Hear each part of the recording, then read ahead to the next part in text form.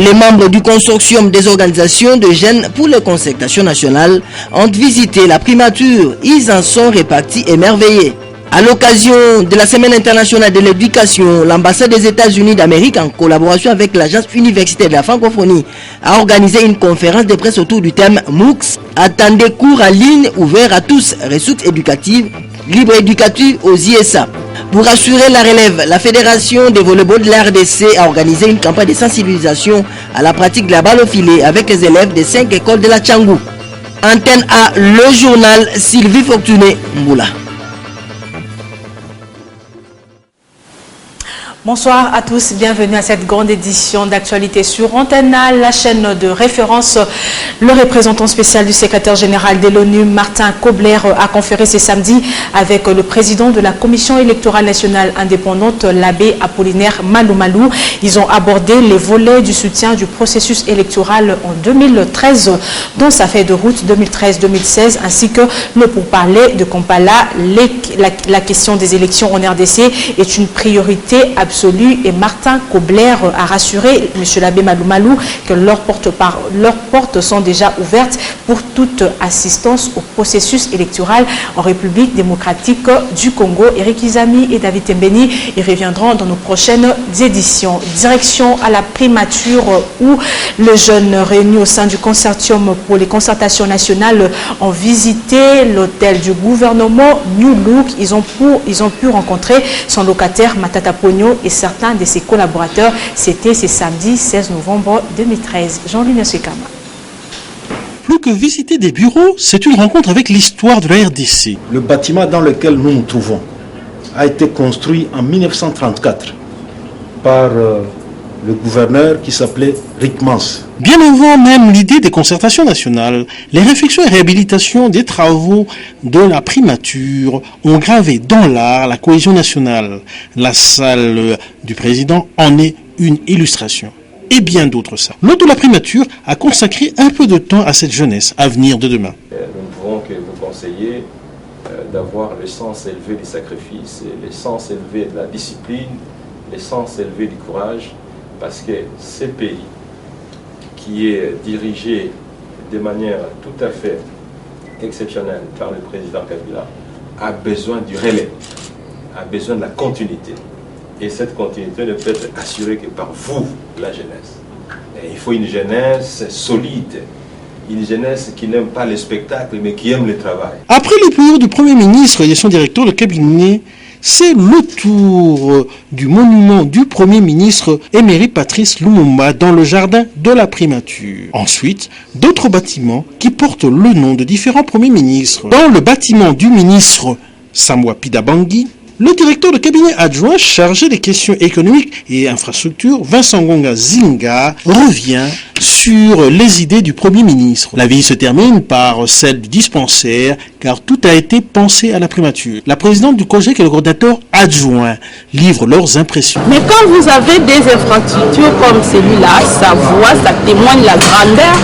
Et sans même qu'on se le dise, en regardant seulement, on dit voilà, le Congo, c'est un grand pays. L'état de ces bâtiments nous donne aussi une idée de la rigueur, de la discipline qui est celle du Premier ministre Matata. Quant à la question du choix du chef de l'État porté sur le Premier ministre Matata depuis avril 2012, la réponse dénote d'une certaine sagesse. Vous savez que le choix d'un Premier ministre relève du choix discrétionnaire du chef de l'État, mais je pense que j'en ai déjà suffisamment dit.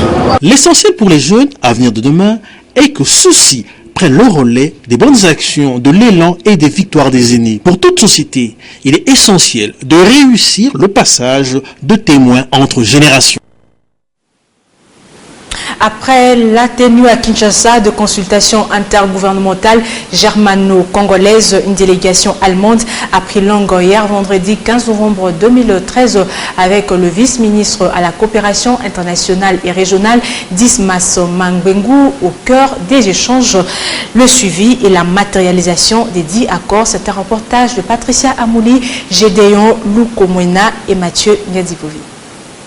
À Accompagnée par l'ambassadeur d'Allemagne en République démocratique du Congo, cette délégation allemande est venue rencontrer le vice-ministre à la coopération internationale et régionale pour faire le suivi des protocoles d'accord signés mercredi 13 novembre entre la République démocratique du Congo et la République fédérale d'Allemagne. L'entretien avec le vice-ministre nous a confirmé qu'après les consultations intergouvernementales entre l'Allemagne et la République démocratique du Congo, nous a confirmé qu'on se trouve sur le bon chemin. Je crois que les activités entreprises en conjointement dans le passé ont été couronnées de succès.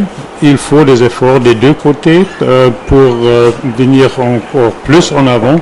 Mais je crois, disons, cette rencontre nous a donné l'impression que l'aperçu ou disons l'appréciation de notre travail est assez imminent. L'Allemagne appuie la RDC dans la mise en œuvre de plusieurs projets de coopération au profit des populations locales. Nous avons évoqué particulièrement la protection de l'environnement et aussi la protection de la biodiversité. Nous avons eu l'impression que cet aspect de l'économie congolaise est très très proche de la cœur du vice-ministre.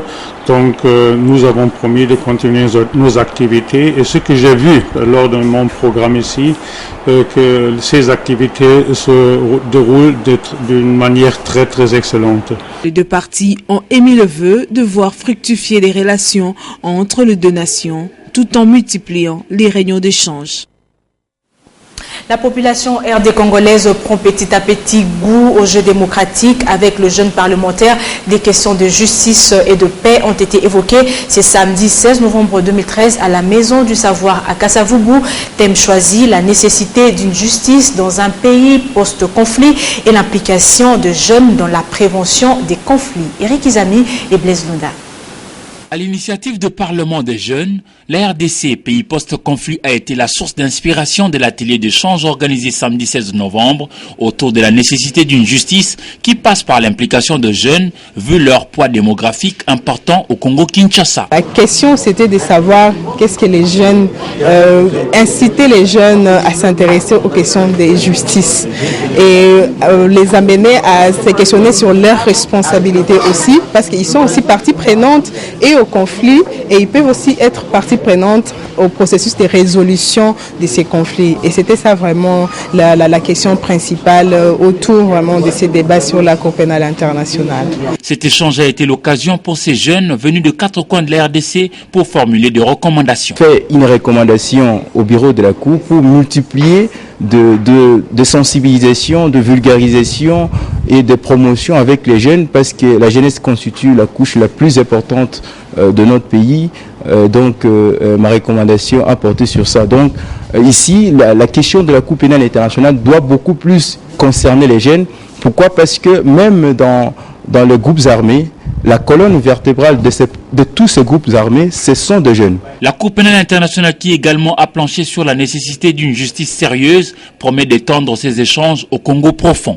Histoire de les sensibiliser sur des questions de justice, ils ont des ambitions, ils vont peut-être gérer le pays demain, qu'ils aient cette culture sur des questions de justice qui vont déboucher sur la paix. Les jeunes ont intérêt à évangéliser le leur sur les questions de paix et de justice, car pour que la RDC soit réellement puissante, sa jeunesse doit apprendre à l'être dès maintenant.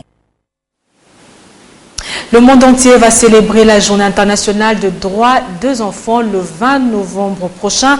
En provision de la célébration de cette journée, une quinzaine des enfants en situation de rue est ouverte à Kinshasa sous la coordination du ministre des Affaires étrangères. Le lancement de ces assises a été fait par Charles Nawej, ministre des Affaires sociales, ce 16 hier, vendredi 15 novembre, au Grand Hôtel Kinshasa, Willy Kacha. Selon les statistiques, plus de 20 000 enfants ont fui les toits paternels et se sont retrouvés dans la rue aujourd'hui. Cette situation préoccupe au plus haut point les pouvoirs publics et partenaires éducateurs des enfants et jeunes de la rue. D'où la raison de la conférence de presse organisée ce vendredi 15 novembre par le REGER, l'UNICEF et le ministère des Affaires sociales, profitant de la quinzaine des enfants en situation de rue. Celle-ci, rappelons-le, offre une opportunité culturelle de réflexion et de conscientisation de la population congolaise, mais également de la communauté internationale en vue d'un investissement conséquent au profit des enfants en situation difficile. Estimé à plus de 20 000 enfants. Ce phénomène prend de l'ampleur. Aujourd'hui, en 2013, ils sont peut-être 25 000. La quinzaine des enfants en situation de rue, une affaire de tous, c'est effectivement l'occasion de pouvoir mobiliser la communauté, sensibiliser les familles. Le gouvernement, quant à lui, tient mordicus à l'éradication de ces phénomènes enfants de rue. Estimé à plus de 20 000 pour la seule ville de Kinshasa, dont 40% de filles, ces enfants ont développé plusieurs mécanismes de survie, notamment la mendicité, le vol, le ramassage, les secteurs informels et la prostitution pour les filles. Mais le phénomène enfant de la rue est un phénomène qui prend de l'ampleur et pour lesquels il faudrait trouver des solutions innovantes. C'est pour ça qu'on a voulu s'attacher cette année au phénomène particulier des enfants de la rue. Plusieurs événements à destination des professionnels et du grand public seront organisés dans la capitale du 15 au 30 novembre afin de mettre l'accent sur un débat public lié à la situation de ces enfants souvent nommés chégués ainsi que les enjeux auxquels sont confrontés les acteurs de protection de l'enfant. Et en bref, sachez que l'ancienne représentante spéciale adjointe de l'ONU en RDC, qui est actuellement la représentante spéciale de l'ONU en charge des enfants en zone des conflits armés, Madame Leila Degouri, arrive demain dimanche à Kinshasa pour un séjour de 3 jours. Elle va d'abord s'entretenir avec les autorités congolaises avant de se rendre à Goma pour s'enquérir de la situation des enfants dans cette partie du pays. Ça sera aussi l'occasion pour elle de célébrer avec le Congolais la Journée internationale des enfants en zone de conflit armé le mardi 19 novembre prochain. À l'occasion de la Semaine internationale de l'éducation, l'ambassade des États-Unis d'Amérique, en collaboration avec l'Agence universitaire de la francophonie, le Comité national de l'enseignement ouvert à distance de la RDC et les anciens étudiants FOAD de la RDC, a organisé ce samedi 16 novembre une conférence de presse autour du thème MOOCs, entendez, cours en ligne ouverts à tous, ressources éducatives libres et éducation USA. La cérémonie a lieu au campus numérique francophone de Kinshasa. José Moussaman. Au cours de cette conférence de presse axée sur la Semaine internationale de l'éducation, un accent particulier a été mis sur le cours en ligne ouvert à tous, MOOCs, dont l'épisode pilote a été lancé officiellement ce 16 novembre avec l'appui de l'ambassade des États-Unis d'Amérique en République démocratique du Congo. L'avenir en général dépend de l'éducation, particulièrement pour l'Afrique et son développement. Pour être membre de la communauté internationale, il faut avoir la connaissance et l'habilité réactualisée. Pour être compétitif dans un monde qui chaque jour devient de plus en plus interconnecté et influencé par la mondialisation, chacun doit être branché à ce monde. La formation à distance ou les cours en ligne ouverts à tous résout les problèmes de la distance et permet à tous les apprenants du monde entier d'être au même diapason, et ce, grâce à la poussée vertigineuse de nouvelles technologies. Au gouvernement congolais de soutenir ces genres d'initiatives. Réunis en assemblée générale ce samedi 16 novembre, la synergie des parents d'élèves des écoles officielles et conventionnées en RDC a rendu publique une déclaration dans laquelle elle donne sa position quant à l'enseignement face aux enjeux politiques de l'ère. Papi Katassi et Josène Bélébé. Réunis en assemblée générale ce samedi 16 novembre 2013, la synergie des parents d'élèves des écoles officielles et conventionnées en RDC a rendu publique une déclaration qui demande à tous les parents, notamment ceux de Kinshasa et Lubumbashi, de réclamer auprès du futur gouvernement de cohésion nationale les droits relatifs à la gratuité de l'enseignement primaire tel que prévu par la Constitution en son article 43. À l'État congolais de mettre en place un mécanisme de contrôle, de contraintes et de suivi pour l'application effective du caractère obligatoire de l'enseignement primaire. Étant donné la multiplicité des frais scolaires sous couvert de la prime de motivation des enseignants qui du reste profitent plus aux gestionnaires et chefs d'établissement qu'aux enseignants, entraînant ainsi hors d'école plus de 7 500 000 enfants congolais. La synergie des parents d'élèves des écoles officielles et conventionnelles en RDC réclame au futur gouvernement de cohésion nationale la suppression totale de ces frais de motivation afin de revenir à l'ancien système des frais scolaires légaux et uniques, autrefois minerval sur toute l'étendue du territoire. Cette même synergie demande à tous les parents de se mobiliser, de s'unir comme un seul homme afin de dénoncer et bouter hors des écoles toutes les antivaleurs telles que la corruption, le clientélisme, le détournement des fonds, la marchandisation des services de l'éducation, le monnayage des points et bien d'autres abus ou mauvaises pratiques. Dans la foulée, la synergie des parents d'élèves des écoles officielles et conventionnées en RDC demande aux autorités politico-administratives et aux partenaires techniques et financiers d'appuyer cet syndicat dans ses actions de vulgarisation des textes légaux réglementaires arrêtés par le gouvernement pour l'amélioration de notre système éducatif. Ainsi, les parents pourront bien connaître leurs droits et obligations en tant que partenaires importants de l'éducation. La synergie encourage la poursuite de la sanction à l'endroit des chefs d'établissement gestionnaires ainsi que des inspecteurs qui ne respectent pas les textes des lois et instructions édictées dans le secteur de l'éducation et qui ne jouent pas franc jeu dans la gestion. Le bourgmestre de la commune de Bandalungwa a lancé une campagne de recensement de cette municipalité pour la ville de Kinshasa. Le but est non seulement d'avoir des données statistiques fiables et sûres de sa population, mais également de moderniser le service d'état civil et de la population de la dite commune. C'est un reportage de Gédéon Lukumwena et Sylvain Kapombo Bosengele. Se faire recenser, c'est mieux se connaître. C'est le thème retenu pour cette campagne de recensement organisée par la commune de Bandalungwa en collaboration avec la municipalité de Woluwe-Saint-Lambert de Bruxelles. Les premiers citoyens de la commune de Bandalungwa donnent ici les contours de cette action qui est à la fois démographique et patriotique. Nous sommes en train de faire le recensement de notre population. Se recenser, c'est se faire connaître. Et cette opération, elle est civique. Nous sommes en train de faire le recensement de notre population. Se recenser, c'est se faire connaître. Et cette opération, elle est civique. Voilà pourquoi nous rappelons par rapport à cette campagne qu'il est impératif de se faire connaître au niveau de l'État. Quant à ceux qui ignorent les bien fondés de cette activité, les bourgmestres rassurent et assument. Puisque nous travaillons à outrance, nous avons déjà envoyé des avis de recensement dans les maisons. Nous demanderons à la population de Bandalungwa de se disposer à se faire connaître par rapport à l'État.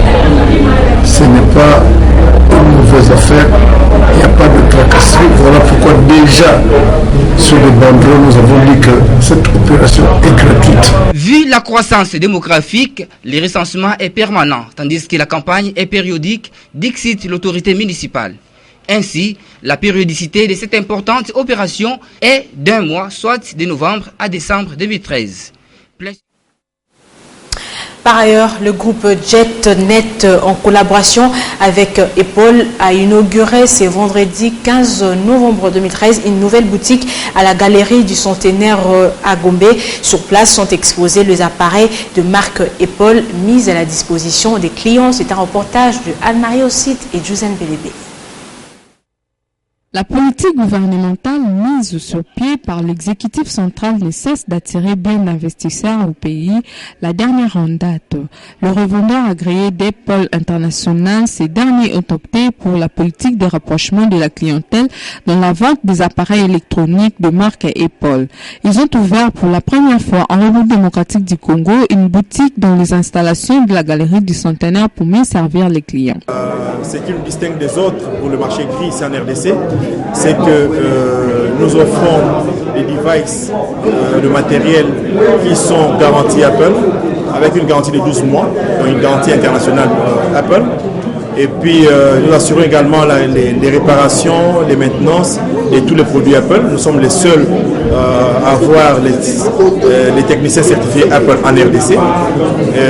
Notre centre de formation a une capacité très importante.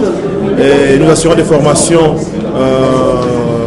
concernant plusieurs créneaux. La boutique JetNet à Kinshasa, elle va représenter l'ensemble de la gamme Apple. Elle est revendeur agréé, centre de formation agréé, également SAV agréé.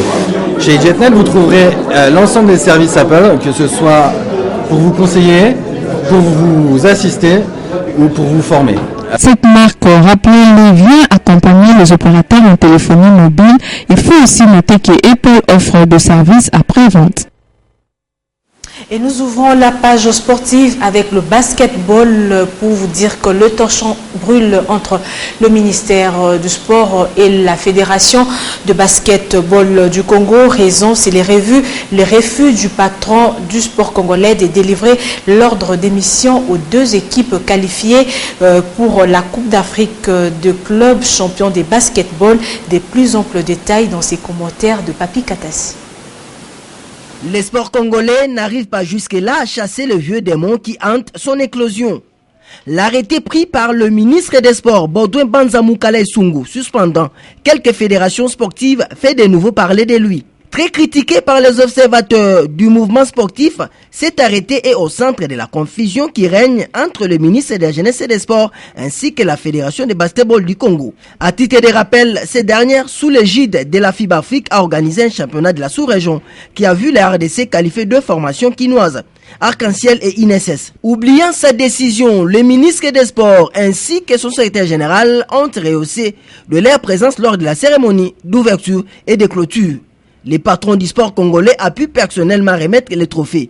Ça s'appelle tout simplement donner son quitus. À la veille de la compétition prévue du 22 novembre au 1er décembre à Meknes, au Maroc, les officiers de la FEBACO sont allés voir le ministre des Sports pour une autorisation de sortie. Ces derniers, se conformant à son arrêté du 2 octobre dernier, refusent tout simplement de leur délivrer l'ordre d'émission. Après une très longue période de préparation sans moyens de l'État, la FEBACO ainsi que les deux clubs engagés en compétition africaine réclament justice. Le FIBA ne pourra pas comprendre que nous, Fédération de basketball du Congo, ayant organisé les éliminatoires ici à Kinshasa, les éliminatoires qui étaient qualificatifs pour la phase finale, que nous ne participons pas à cette phase finale. C'est quelque chose que FIBA ne pourra pas comprendre et les pénalités qui s'en suivront seront très élevées. Ça c'est un. De deux, même l'opinion publique ne pourra pas comprendre que, bien qu'il y ait eu des faits qui ont amené le ministre à prendre la mesure que nous décrions à ce jour, que le même ministre ait participé à l'organisation à l'organisation, c'est-à-dire à la première journée ainsi qu'à la phase finale, en remettant même le coupe, et que ces équipes-là pour lesquelles il remettait le coupe, tout en sachant qu'ils étaient qualifiés pour la phase finale, ne puissent pas participer à cette phase finale. Désabusés, désactionnés, désaxés, après un long moment d'intense effort, les athlètes, principales victimes, n'osiez que pour pleurer.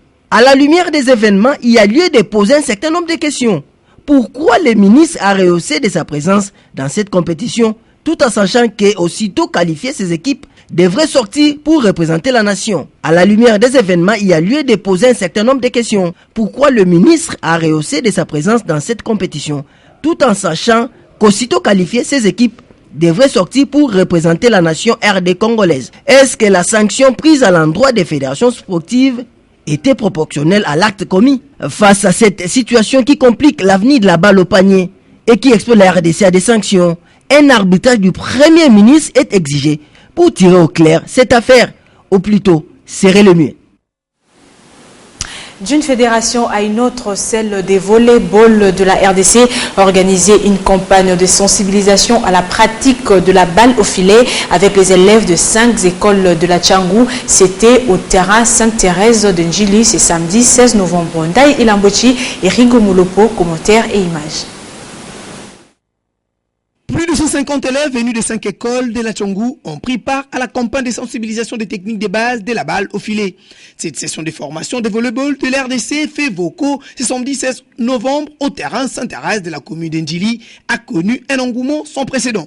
Les plus heureux sont les cadres techniques de la FEVOCO. D'abord, c'était dans un premier temps assez difficile parce qu'ils étaient très nombreux et que l'effectif était réduit en termes de cadres techniques.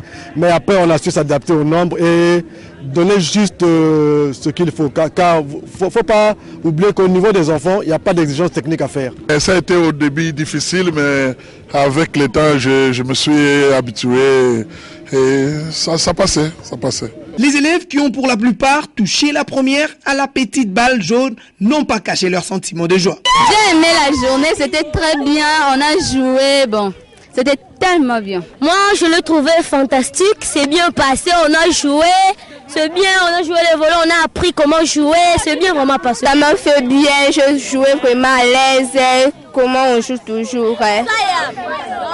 Ça m'a fait vraiment du bien. Donc, c'était vraiment très bien passé. Je ne savais pas comment jouer le volleyball, mais ici, on m'a appris comment faire le volleyball. Ça m'a vraiment fait très bien. Quelques matériels de volleyball ont été remis aux 5 écoles qui ont participé à cette campagne de l'initiation au volley. Après la Tchangou, le regard de la FEVOCO sont tournés vers d'autres districts et communes de Kinshasa. Un reportage rendu par Patrick Borel-Mukendi. Et en football, pour terminer, les sélectionneurs nationaux des Léopards locaux, Mutubile Santos, a rendu public depuis le jeudi 14 novembre la liste de 25 joueurs présélectionnés pour la troisième édition du championnat national du championnat d'Afrique des Nations. Chan Ndaye Ilambwechi nous fait savoir que les entraînements ont déjà débuté au stade des Martyrs.